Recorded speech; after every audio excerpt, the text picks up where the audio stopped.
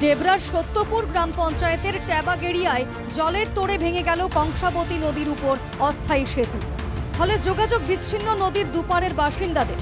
চরম সমস্যায় সাধারণ মানুষ। নদী পারাপারে নামানো হয়েছে নৌকা, তাতেও সমস্যা নেহাত কম নয়। জীবনের ঝুঁকি নিয়ে নৌকোয় চলছে পারাপার, অভিযোগ স্থানীয়দের। সমস্যায় ঘাট চলাচলে তো দীর্ঘ কয়েক বছরই তো সমস্যা, দীর্ঘদিন। আর ঘাটের পাটা সব দিনই নদীর জল বাঁধ ভেঙে গেলে প্রচুরই সমস্যা, মানুষের যাতায়াতে বিপদ আপদ প্রচুরই অসুবিধা। খুবই সমস্যা হচ্ছে। কাল থেকেই তো নৌকা চলছে, সেই কারণে কালকে কলেজ যেতেই পারিনি। তো আজ গেছিলাম, যেহেতু আজকে নৌকা চলছে। প্রায় অনেক বছর, প্রায় 3-4 বছর ধরে অনেক সমস্যা হচ্ছে এই বাঁধ না তৈরি করার জন্য। উন্নয়নের কাজে কাটমানি কটাক্ষ বিজেপির। কিন্তু ওখানকার স্থানীয় প্রশাসনের কোনো হেলদোল নেই। ওই বিচ্ছিন্ন হয়ে যাওয়া 3টি গ্রামের লোক তারা কিভাবে যাতায়াত করবে, একমাত্র নৌকোই তাদের ভরসা। কিভাবে তাদের ব্যবস্থা হবে সেসব বিষয়ে ওখানকার স্থানীয় প্রশাসন কোনো মাথা ব্যথা নেই। তাদের একটাই চিন্তা, কিভাবে তোলাবাজি করা যায়, কিভাবে কাটপানি নেওয়া যায়, কিভাবে চুরি করা যায়, নিজেদের পকেট ভর্তি করা যায়।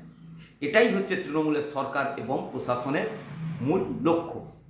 তাই আজকে ডেবরা ব্লকের ট্যাবাগেড়িয়ার ঘটনা এটা নাম মাত্র, কিন্তু এই পরিস্থিতি পশ্চিম মেদিনীপুর জেলার বিভিন্ন জায়গায় হয়ে আছে। আপনি ঘাটালে যান, প্রতি বছর এটা হয় ট্যাবাগেড়া, এবং সেই জন্যই আমাদের মাননীয় সাংসদ সহ আমাদের বিধায়ক হুমায়ুন স্যার এবং সাংসদ দীপক অধিকারী এই ব্রিজ নিয়ে খুব উদ্বিগ্ন। ব্রিজ যাতে তাড়াতাড়ি তৈরি হয় তার জন্য অনেকটা কাজ হয়ে গিয়েছে। আমাদের ল্যান্ডের অ্যাকুইজিশন চলছে, প্লাস হচ্ছে এটা বাঁধ তো থাকে, বর্ষা এলেই বাঁধটা ভেঙে যায়।